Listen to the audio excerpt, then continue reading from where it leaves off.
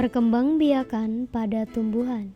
Seperti halnya hewan, tumbuhan itu juga bisa berkembang biak secara tidak kawin atau vegetatif, dan kawin atau generatif.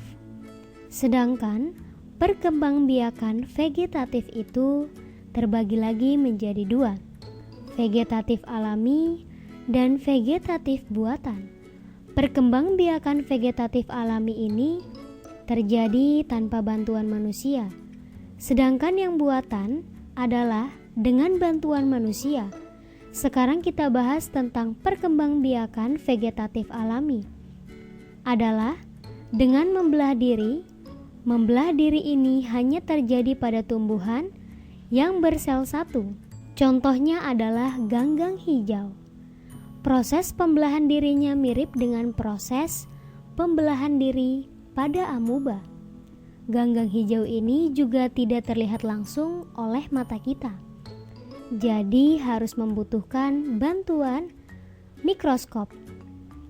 Selanjutnya adalah perkembangbiakan dengan tunas. Tunas ini berasal dari pohon induknya dan berada di sekitar pohon induknya. Tumbuhan dikatakan berkembang biak dengan tunas apabila dari tumbuhan induk bisa tumbuh menjadi tumbuhan baru. Contoh tanaman yang berkembang biak dengan tunas antara lain pohon pisang, cocor bebek, cemara, bambu, pohon sukun, dan pohon tebu. Ini adalah contoh-contoh tanaman yang berkembang biak dengan tunas. Ini adalah tunas-tunasnya. Ini tunas dari pohon pisang yang kecil-kecil ini tumbuh menjadi tumbuhan baru di sekitar pohon pisang. Ini tunas dari pohon cemara. Ini adalah tentang tunas. Alat perkembang biakan yang lain adalah spora.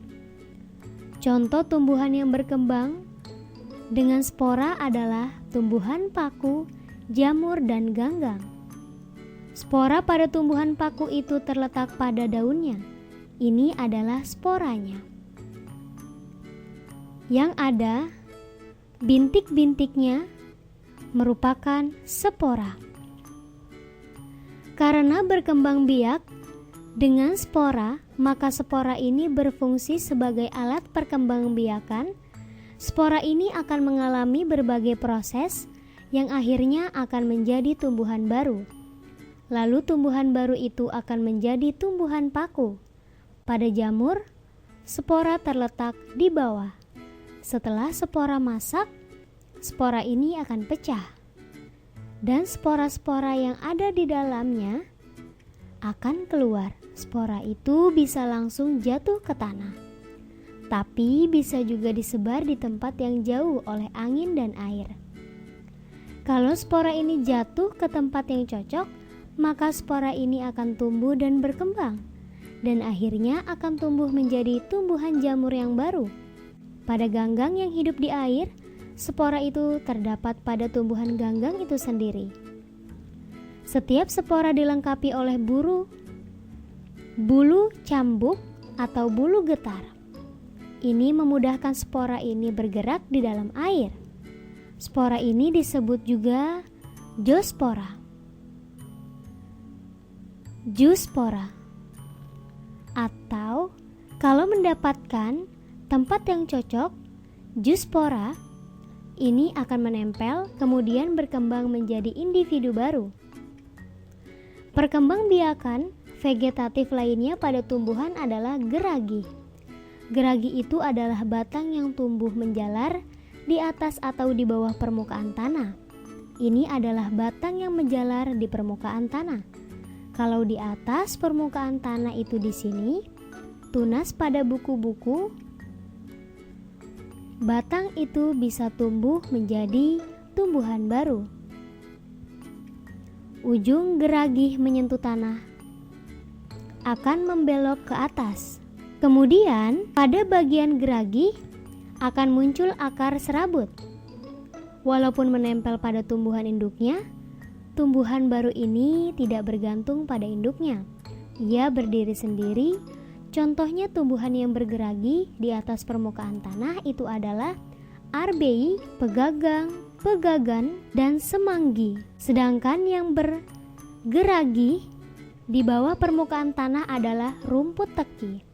Pada gambar ini adalah rumput teki. Selanjutnya adalah perkembangbiakan vegetatif alami. Pada tumbuhan yang lain adalah rizoma atau akar tinggal. Rizoma atau akar tinggal adalah akar yang tertanam dan tumbuh di dalam tanah batang tersebut. Tumbuh mendatar, jadi tampak seperti akar. Contohnya adalah jahe, kencur, kunyit, dan lengkuas. Ciri-ciri akar tinggal itu adalah bentuk mirip akar tapi berbuku-buku seperti batang. Lalu pada ujungnya di sini terdapat kuncup. Kemudian pada tiap buku itu terdapat daun. Daun itu bisa berubah menjadi sisik.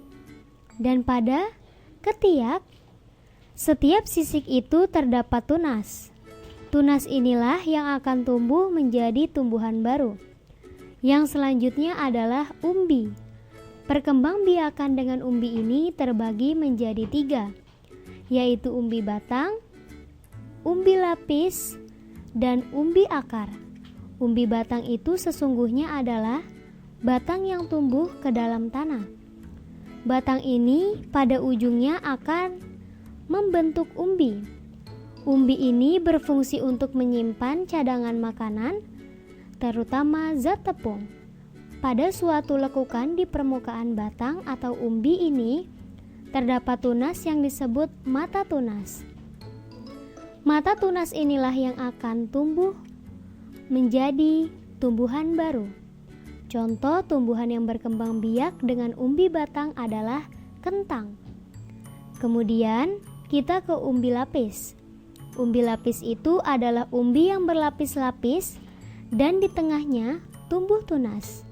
Tunas ini akan tumbuh dan membesar sehingga terbentuklah swing. Contoh tumbuhan yang berkembang biak dengan umbi lapis adalah bawang putih dan bawang merah. Selanjutnya adalah umbi akar. Umbi akar ini adalah akar yang berfungsi untuk menyimpan cadangan makanan.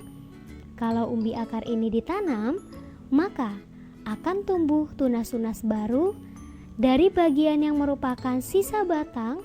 Contoh tumbuhan yang berkembang biak dengan umbi akar adalah bunga dahlia dan wortel.